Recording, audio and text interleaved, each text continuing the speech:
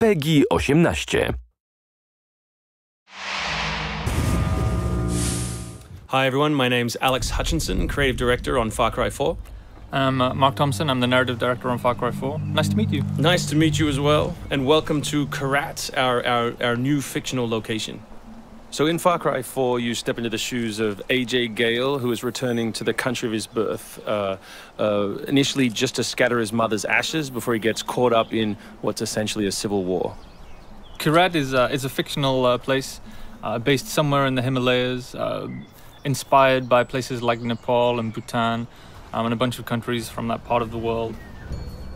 So looking out there, you know, one of the core things of any open world game, that sort of excitement and mystique and hope of an open world is, you know, what is all that smoke coming from? You know, what temples are out there? What secret locations? So we've peppered the world with different places to find, all of them filled with loot and secrets and collectibles and all that good stuff. And of course, the open world of Far Cry is densely populated with a variety of different animals, beasts. And also that's some kind of yak. I don't even know what that animal was. Yak, I believe. Is it yak? With next-gen fur. Next-gen fur, that's true. Individually modeled hairs.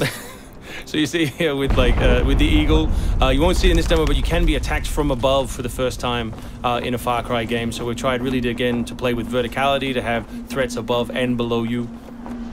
And obviously you can still get involved in the ecosystem of the animals and hunt, and you can throw bait now. Yes, to attract animals. And stuff like the eagle stealing the morale of the goat. Like, it isn't scripted, that's just what happens at the intersection of those two different AI systems talking to each other. The goal being that every player tells themselves a different story, that they get different surprises, that they have a different story to tell their buddies when they come to work the next day or go back to school or whatever. So there are a bunch of new tools in Far Cry 4, one of which you'll see here is the grapple.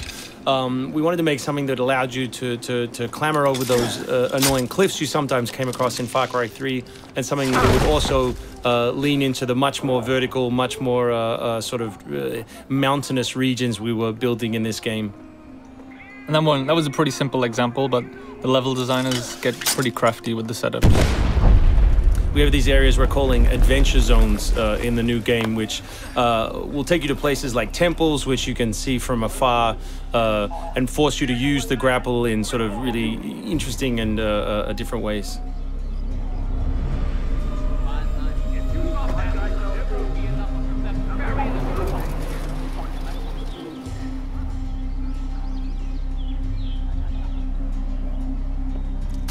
The auto crossbow is a new stealth weapon that we've introduced for Far Cry 4. It adds a little more versatility than the bow did in Far Cry 3. Obviously it sacrifices the long range for rapid fire, but it's still a super useful stealth weapon. So this is one of my favorite bits. If you look down when you're meleeing in the new game, you kick. So you can do all kinds of fun setups such as that. Kicking things is hilarious. I expect people around the world to be kicking rocks, explosive barrels, dead bodies come November.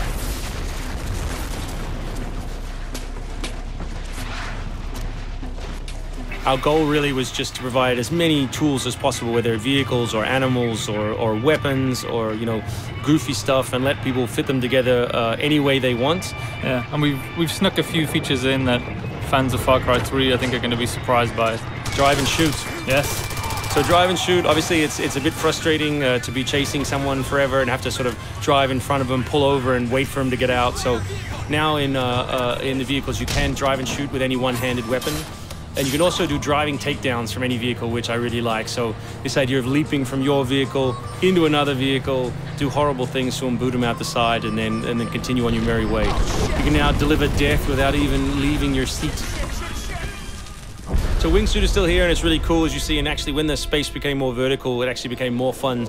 The mountainous environment means that there's a lot more wingsuiting to be found. And hopefully you won't get it before the middle of the game. You will. Hopefully you will get it before the middle of the game. That's the current plan. But we are many months away from watching you guys abuse this online. Means that there's a lot more wingsuiting to be found. And hopefully you won't get it before the middle of the game. So here you'll get a look at elephants.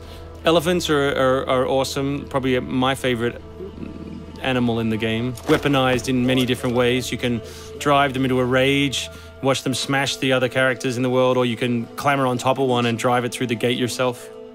My favorite animal is the human animal. It's very Far Cry 2 of you, Mark. Oh, it's the shark of darkness. So co-op is a massive part of the new game. It's one of our big ways of opening up the open world and letting you play any way you want. So basically, when you ask your buddy to join, all the solo missions turn off, and you're left with all of the open world toy, the outposts, the fortresses, the towers, all the quests to play any way you want.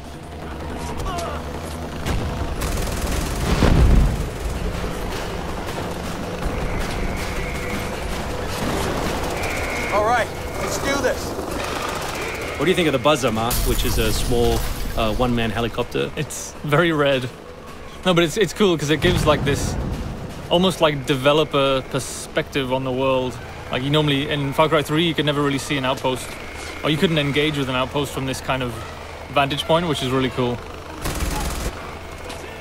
So the outposts from Far Cry 3 were like the template for the fortresses. They're kind of like bigger, better, more badass version of the outpost to more badass. To paraphrase Cliffy B. Badassitude. So imagine charging that vehicle, you know, atop the elephant as opposed to just watching it happen. We spent a lot of money on that feature. Yeah, a lot of money. Perhaps we could have put that in a video. Very expensive. So thanks everyone for watching. We really appreciate your time and we look forward to showing you a whole lot more gameplay in the coming months. The game ships, of course, November 18th worldwide on PS3, PS4, Xbox 360, Xbox One, and PC.